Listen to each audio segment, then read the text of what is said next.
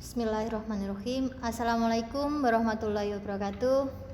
Ya anak-anak, salam sejahtera. Semoga kita semua diberi kesehatan, selalu diberi kelimpahan rahmat. Pada kondisi yang seperti ini kita harus tetap waspada dan harus tetap mematuhi peraturan agar kita terhindar dari semua masalah dan musibah. Terima kasih ya anak-anak. Hari ini Bujina akan memberikan satu materi, yaitu narkoba. Tapi sebelumnya perkenalkan, nama saya adalah Ibu Dina Laksmanawati. Nanti akan ketemu dengan kalian dengan materi pendidikan olahraga dan jasmani. Oke. Kenapa materi ini disampaikan kepada kalian? Karena materi ini sangat penting untuk menanggulangi masalah-masalah yang muncul, yang timbul, yang sekiranya adalah arahnya ke kalian sebagai generasi muda, generasi penerus bangsa yang akan meneruskan cita-cita perjuangan bangsa dan membangun negeri ini. Untuk itu materi ini memang harus selayaknya disampaikan pada materi di sekolah, agar kita tahu, kalian paham, dan jangan sampai terjerumus hal-hal yang tidak diinginkan. Oke, terima kasih. Selanjutnya Bu Dina akan sampaikan materi penanggulangan penyalahgunaan narkoba. Seperti yang kita ketahui, narkoba itu adalah suatu zat yang sangat berbahaya, tetapi sebenarnya juga tidak berbahaya kalau diberikan atau diperuntukkan ke hal-hal yang tepat penggunaannya. Apakah narkoba itu sendiri? Narkoba itu sendiri dibagi menjadi 3 jenis, yaitu narkotika, kemudian psikotropika, dan adalah bahan adiktif. Dari masing-masing zat yang disampaikan, ketiga bahan ini itu mempunyai pengaruh sendiri-sendiri. Undang-Undang Nomor 22 Tahun 1997 itu mengatur tentang narkoba. Narkotika itu sendiri atau bisa disebut sebagai narkotik atau narkosis, itu adalah sebuah zat obat dari tanaman atau bukan dari tanaman, artinya dari zat kimia yang akan menurunkan atau merubah kesadaran, mengurangi sampai hilang rasa sakit. Yang ini biasanya digunakan untuk sebuah pengobatan. Sebuah pengobatan artinya ketika ada seseorang yang sakit, narkotika ini bisa digunakan untuk menghilangkan rasa sakit. Kalau digunakan dengan tepat, hal ini jelas bermanfaat. Akan tetapi kebanyakan digunakan dan disalahgunakan sehingga berefek pada hal-hal yang tidak diinginkan. Selanjutnya adalah ketergantungan. Apa sih narkotika itu contohnya? Ada ganja, ada heroin, kokain, opium, dan morfin. Selanjutnya pada Undang-Undang Nomor 5 Tahun 1997 tentang psikotropika. Obat ini juga sama halnya, apabila digunakan dan dimanfaatkan dengan baik itu akan sangat membantu. Tetapi sebagian besar obat ini disalahgunakan pada orang-orang yang tidak bertanggung jawab atau untuk kepentingan yang tidak seharusnya. Psikotropika sendiri itu mempunyai efek yang berbeda dari narkotika.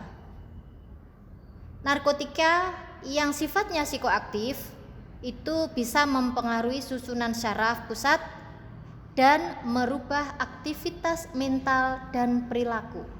Kalau narkotika itu menyembuhkan atau mengurangi rasa nyeri, kemudian kalau psikotropika itu cenderung ke perubahan perilaku dan mental. Sama-sama semuanya bisa menjadi ketergantungan. Contohnya apa? Sabu-sabu. Kalian sudah pasti tentunya sudah sangat paham sabu-sabu seperti apa. Kemudian ekstasi. Ekstasi itu banyak jenisnya. Ya, kita sudah sering mendengar. Kalau kita mengetahui dari awal bahwa sabu-sabu itu dilarang, ekstasi itu dilarang, tentu kalian akan bisa menjaga diri kalian, kalian bisa menjaga norma, menjaga perilaku, menjaga dan memilih teman mana yang baik, mana yang tidak, sehingga kalian nanti bisa terhindar dari apa yang tidak diinginkan. Yang ketiga adalah bahan adiktif. Bahan adiktif ini adalah bahan di luar dari narkotika dan psikotropika, tapi juga masih mempunyai sifat yang menimbulkan ketergantungan.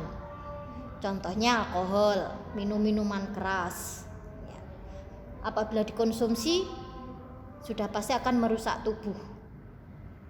Kemudian merokok, karena di dalam rokok itu ada nikotin, kafein, kopi. Kelihatannya sepele kopi, tapi di dalam kopi itu akan seseorang itu bisa menjadikan sebuah ketergantungan. Kebiasaan minum pagi kopi, kalau tidak minum rasanya badan sakit, mungkin seperti itu. Kebiasaan merokok setelah makan, kalau tidak merokok katanya belum makan. Hal-hal yang semacam itu adalah suatu ketergantungan, ya. Di kota besar itu kita sudah banyak jumpai hal-hal yang sekiranya di luar dari kebiasaan-kebiasaan anak yang seharusnya. Kita sudah pernah tahu, berita di media juga sudah banyak memberitakan, kita juga bisa akses di media sosial bahwa anak-anak yang di jalanan ada yang mengkonsumsi, menghirup thinner, kemudian lem, kemudian spiritus atau apa saja yang sekiranya bisa membuat kondisi tubuh si anak itu merasa lebih nyaman, bisa menghilangkan rasa stres, itu bagi mereka. Tapi sebenarnya itu tidak bagi anak yang bisa berpikiran sehat. Oke, kita lanjutkan anak-anak. Apa sih permasalahan narkoba itu? Permasalahan narkoba bisa sampai meluas seperti ini itu karena narkoba diproduksi secara gelap. Kemudian peredarannya juga gelap. Hal itulah terjadi penyalahgunaan. Ya, itu adalah permasalahan narkoba yang sering kita jumpai. Kemudian faktor penyebab penyalahgunaan narkoba. Ada 3 faktor penyalahgunaan narkoba. Dari diri individu itu sendiri, faktor lingkungan, yang ketiga adalah faktor pendukung yang lainnya. Dari faktor individu, biasanya yang berbahaya seusia kalian, usia anak-anak menuju ke remaja, karena usia itu adalah usia yang selalu merasa ingin tahu. Sudah dari anak-anak ke remaja itu merasa sudah dewasa, sudah merasa besar, sehingga hal-hal apa yang belum diketahui itu merasa ingin mencoba, akhirnya mencari tahu bagaimana itu narkoba. Kemudian pada suatu kelompok, ingin diterima pada suatu kelompok. Kalau tidak pernah merasakan ini, tidak diakui menjadi kelompok ini, itu bahaya. Makanya kenapa kalian harus mendapatkan informasi secara baik, mendapatkan informasi secara jelas efek dari narkoba, biar kalian terbentengi dari hal yang tidak baik. Mengikuti trennya anak muda, ekstasi. Kalau tidak mengkonsumsi ekstasi itu katanya tidak ngetren, tidak modern. Nah, selanjutnya adalah pribadi yang lemah. Kalian tidak boleh jadi pribadi yang lemah, harus jadi pribadi yang kuat, yang mempunyai prinsip, tidak mudah terpengaruh, karena pribadi yang lemah itu akan mudah diombang-ambingkan oleh teman, oleh keadaan, oleh situasi, oleh lingkungan. kalian harus mempunyai prinsip bahwa apa yang kalian lakukan, kalian harus tahu itu benar atau itu salah. Dari mana? Dari banyak mencari berita, dari informasi yang disampaikan seperti ini, dari sharing. Itu adalah hal-hal yang positif yang memang harus dicari. Tidak hanya menerima saja, tapi kita mencari. Ya. Ada istilah lain bahwa mengkonsumsi narkoba itu bisa menghilangkan stres atau menghilangkan atau menghindar dari suatu permasalahan. Itu salah. Justru dengan mengkonsumsi narkoba tidak menghilangkan stres, tidak menghilangkan masalah, tetapi justru menambah suatu permasalahan baru. Permasalahan tidak hanya datang pada diri sendiri, tetapi juga datang ke keluarga, lingkungan sekitar, ke teman, masyarakat, sekolah, atau lingkungan kalian di mana kalian berada. Faktor penyalahgunaan narkoba yang kedua, kalau yang pertama faktor individu, yang kedua adalah faktor lingkungan. Kenapa lingkungan? Jelas, karena mempunyai lingkungan yang baik, mempunyai lingkungan yang tidak baik itu akan mempengaruhi kuat pada pribadi masing-masing. Kalau pribadi kita tidak dibentengi dengan iman, makanya iman itu penting. Tinggal di lingkungan peredaran karena sudah terbiasa, artinya merasa bahwa hal-hal yang semacam itu sudah menjadi hal yang lumrah. Mengkonsumsi itu hal yang biasa, karena setiap hari kita tahu dengan mata, dengan kepala, dengan telinga kita mendengar. Itu hal-hal yang sekiranya menjadi hal yang biasa. Itu sangat berbahaya. Kemudian di sekolah, di lingkungan narkoba ya. Di sekolah itu sekarang sudah ada beberapa sekolah yang dimasuki hal-hal yang semacam ini. Jadi waspada dengan teman kalian. Jangan anggap teman kalian itu semuanya baik. Justru kamu harus waspada. Tapi tidak juga mencurigai bahwa teman kalian adalah seseorang yang tidak baik. Waspada. Artinya berhati-hati. Yang ketiga, bergaul dengan pemakai. Sudah jelas. Ada pepatah, kalau kita bergaul dengan penjual minyak wangi, maka kita akan ikut berbau harum. Kalau kita bergaul dengan penjual minyak tanah, kita akan ikut berbau minyak tanah. Sama seperti ini bergaul dengan pemakai. Tidak semua orang yang bergaul dengan pemakai itu akan menggunakan, tetapi itu akan mempunyai pengaruh yang sangat kuat bahwa kita bisa terjerumus ke arah sana. Sebaiknya dihindari, sebaiknya dijauhi, dan sebaiknya tidak mengenal hal-hal yang akan merugikan. Dorongan kelompok sebaya, apalagi teman kalian seusia kalian ini adalah seusia yang sangat-sangat mempunyai teman yang banyak, yang luas, yang ingin keberadaannya itu diakui ya.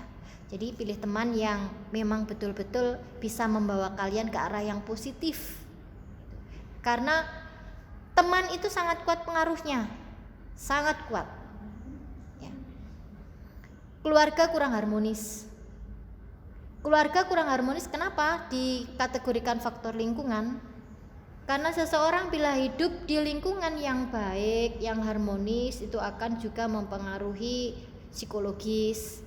Kalau keluarga itu baik, tentunya juga perhatiannya orang tua ke anak itu juga akan maksimal. Tetapi kalian juga harus ingat, kalian harus jadi anak yang baik, anak yang disiplin, anak yang patuh, anak yang mengerti akan kondisi orang tua. Kadang kita itu tidak menyadari bahwa orang tua berangkat pagi, berangkat sore, berangkat siang, pulang pagi, pulang sore, pulang malam. Itu untuk siapa? Untuk kalian, untuk kita, untuk keluarga. Tapi jangan pernah beranggapan bahwa orang tua itu tidak pernah memperhatikan kita. Jalin harmonisasi keluarga, jalin harmonisasi hubungan yang baik, komunikasi dengan orang tua, dengan adik, dengan kakak, atau dengan saudara. Saling memahami itu yang paling penting, tidak saling menyalahkan.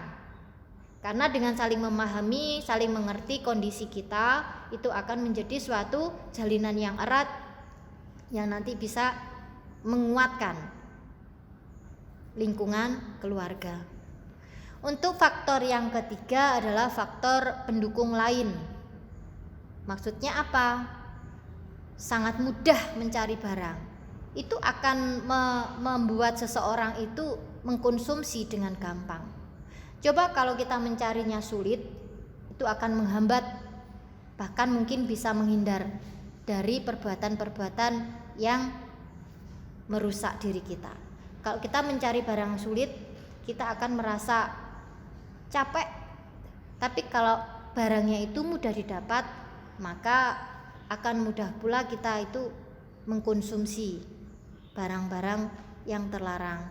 Kemudian mitos khasiat obat kuat, mohon maaf ini untuk orang dewasa, ini tidak perlu dibahas, dan pengalaman memakai. Oke, kita lanjutkan. Apa sih dampak buruknya penyalahgunaan narkoba? Sudah pasti dampak buruk itu ada dari penyalahgunaan narkoba. Banyak panjang lebar yang sudah Bu Dina sampaikan, tentunya kalian sudah bisa menangkap dari hasil atau dari pemaparan materi itu. Tapi tidak ada salahnya Bu Dina akan sampaikan bahwa dampak penyalahgunaan narkoba itu bisa ke aspek fisik, tentunya aspek fisik si pengguna, aspek sosiologis, dan aspek strategis. Aspek fisik itu bila si pengguna menggunakan teler, sudah pasti, karena sistem organ tubuh kita itu dipengaruhi oleh obat-obat yang melumpuhkan, melemahkan sistem organ tubuh. Teler. Sakau, apa sakau? Sakau itu adalah ketika seseorang membutuhkan obat dan tidak terpenuhi, maka tubuhnya akan merasa sakit, membutuhkan obat untuk dimasukkan ke dalam tubuhnya. Ya. Kenapa ada HIV/AIDS? Karena seorang pengguna narkoba itu dekat dengan penyakit atau virus HIV, sehingga seseorang itu terjangkit atau mengidap AIDS. Bagaimana bisa? Karena apa? Ketika mengkonsumsi narkotika, jarum suntik yang disuntikkan ke dalam tubuh itu secara bergantian. Jarum suntik yang sudah disuntikkan kepada pengguna narkoba itu terjangkit virus HIV/AIDS, maka secara tidak langsung ketika jarum itu disuntikkan ke seorang pengguna narkoba yang tidak terinfeksi virus HIV, virus itu akan masuk ke dalam tubuh. Ya. Oke. Seks bebas bahaya. Kalian juga harus tahu apa penyebab seks bebas. Dimulai dari sini. Ya, seks bebas itu adalah suatu perilaku yang keluar dari norma agama, dari perilaku norma sosial. Karena ketika pengguna menggunakan narkoba, semua sistem organ itu melemah, sistem otak, fungsi otak sudah tidak bekerja. Makanya dia tidak bisa mengendalikan diri. Dia tidak tahu apa yang dilakukan. Dia tidak tahu apa yang sedang dikerjakan. Nah, ini yang memicu timbulnya penyakit-penyakit yang lainnya. Menimbulkan ketergantungan karena sudah terbiasa tubuhnya itu mengalir narkotika, maka ketergantungan ini sudah pasti. Kalau tidak mengkonsumsi, badan akan terasa lemas. Kalau tidak mengkonsumsi, badan akan terasa sakit, overdosis. Dari hal yang terakhir ini, overdosis, itu hati-hati. Ujungnya kemana? Kematian. Kita tidak menginginkan hal yang semacam itu. Untuk itu hati-hati. Ya. Dampak yang kedua adalah aspek sosiologis. Aspek sosiologis ini keterkaitan dengan keluarga, masyarakat, kemudian mengganggu ketertiban umum, kriminalitas, laka lantas, keluarga berantakan. Karena hal ini berakibat pada komunikasi yang tidak baik, perilaku yang tidak baik, sehingga timbul suatu percekcokan, sikap-sikap yang tidak lumrah, yang sikap-sikap itu bisa membawa dampak yang merusak keluarga. Di masyarakat sudah pasti. Karena pengguna narkoba itu membutuhkan biaya yang sangat tinggi.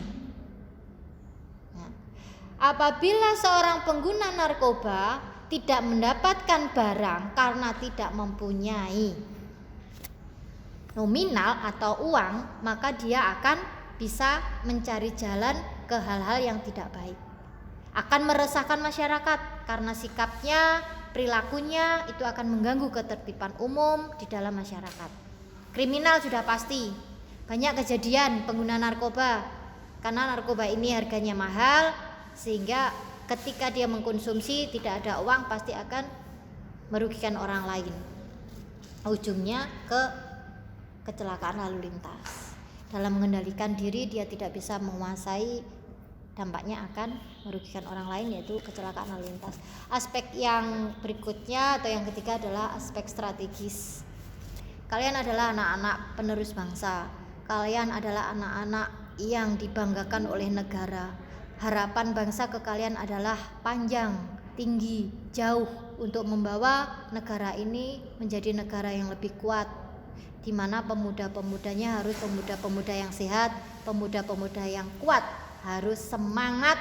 Kita berantas narkoba, jangan pernah kalian mengenal, jangan pernah mendekati. Katakan tidak apabila seseorang itu mengajak ke hal-hal pengenalan masalah narkoba.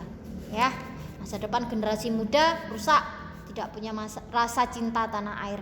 Karena pemuda yang rusak itu sudah jelas akan merugikan negara. Ciri-ciri umum bisa kalian baca di sini, ya. Bicaranya ngawur, sempoyongan, hidung beringus, wajah keriput, sudah tidak ada baiknya, semuanya jelek. Sanksi untuk narkoba itu ada sanksi pengguna, kemudian pemilik, ya, pengguna atau pemilik itu sanksi, semuanya dapat sanksi. Pengedar juga ada sanksi, ya, diatur pada pasal 82 Undang-Undang Narkotika. Bisa dibaca di sini, ya, tidak perlu dijelaskan, kalian bisa baca sendiri, dilihat. Kemudian produsen. Semua yang berkaitan dengan narkoba semuanya mendapatkan sanksi dan ada pasal masing-masing. Sanksi bagi korban pun juga ada sanksinya. Sanksi hukuman Undang-Undang Nomor 5 Tahun 97 tentang psikotropika ini penekanan. Kenapa materi narkoba diberikan kepada siswa? Tadi sudah dipanjangkan panjang lebar. Penekanan pemberian materi narkoba tidak hanya di materi pembelajaran pendidikan olahraga, tetapi juga dimasukkan ke seluruh aspek materi di sekolah. Harapannya apa? Biar kalian selalu mengingat bahwa hal yang tidak baik itu akan merugikan diri sendiri dan juga mempengaruhi semua kehidupan. Makanya diberikan secara terus-menerus semua materi pelajaran itu ada materi seperti itu. Bagaimana cara menolong? Tetap berteman, jangan dijauhi, tapi tidak boleh ikut-ikutan, sudah pasti, ya. Jangan menuduh atau menghakimi. Dengarkan saja ketika mereka temanmu itu bercerita, didengarkan dulu, ya. Tunjukkan bahwa kalian peduli. Jangan biarkan dia menggunakan di hadapanmu. Arahkan dia berobat ke dokter, buat perasaan lebih nyaman, buat dia itu tenang, merasa punya teman, ya. Kemudian tanyakan kepadanya apakah menginginkan untuk ditemani. Kalau tidak sesekali ditengok karena dikhawatirkan akan putus asa, karena jiwanya sudah terpengaruhi hal-hal yang sudah merusak semua organ tubuh dan sistem saraf, itu akan bisa dampak ke bunuh diri, kemudian menyakiti diri sendiri, ya. Harapannya komitmen untuk berantas penyalahgunaan narkoba tidak hanya diucapkan kata-kata, melainkan diwujudkan dalam suatu tindakan yang nyata. Ini adalah salah satu contoh atau gambar tanaman ganja. Kalau kalian mengetahui semacam ini, waspada. Kalian harus tahu, ya. Nah, ini ganja yang dalam bentuk kering, daun kering atau serbuk koka. Kokain berupa serbuk.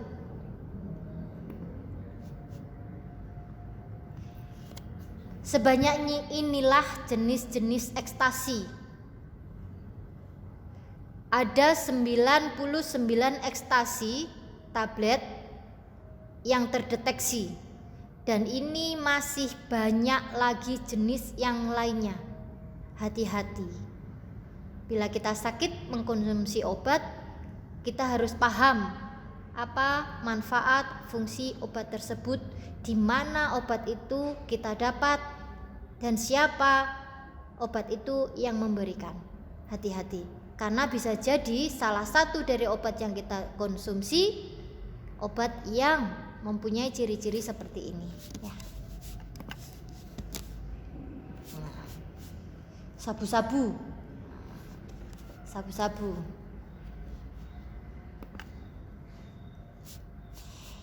Cara menggunakan sabu-sabu dengan cara dihisap, ya. Dipanasi pakai aluminium foil. Ini peralatannya, Bu.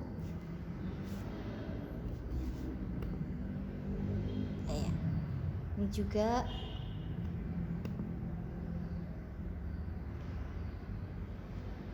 Nah, ini yang Bunda sampaikan tadi, pengguna narkotika dengan cara disuntik.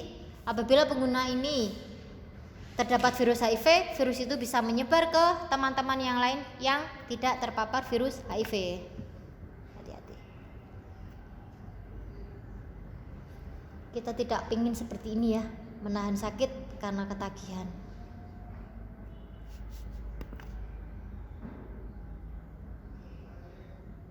Kalau sudah melekat narkotika, badan mulai mengurus, mata cekung, sudah kayak orang tidak terurus. Hati-hati.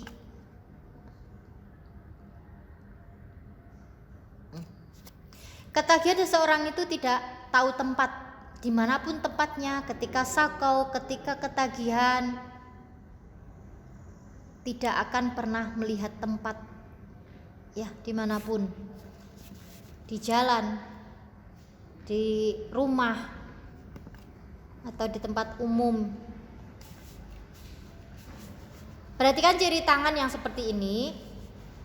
Tangan yang seperti ini adalah tangan-tangan yang dilukai oleh dirinya sendiri ketika dia membutuhkan narkotika dan tidak bisa memenuhi. Untuk itu tangan dilukai. Ketika tangan sudah terluka, darahnya dihisap, itu akan membuat dirinya terpenuhi kebutuhan. Korban pengguna narkotika dan psikotropika yang sudah parah itu bisa terlihat dari lidah yang rusak.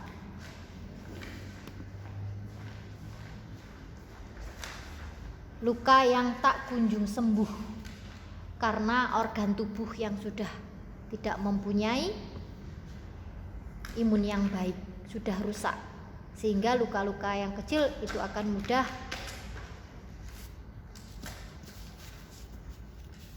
luka di tangan tak kunjung sembuh. Akhirnya begini, jadi korban narkoba. Ini tidak jadi korban narkoba saja, tapi sudah merambah ke HIV AIDS. Tubuhnya habis. Kalau sudah tubuhnya habis, kering kerontang, kita tinggal menunggu apa?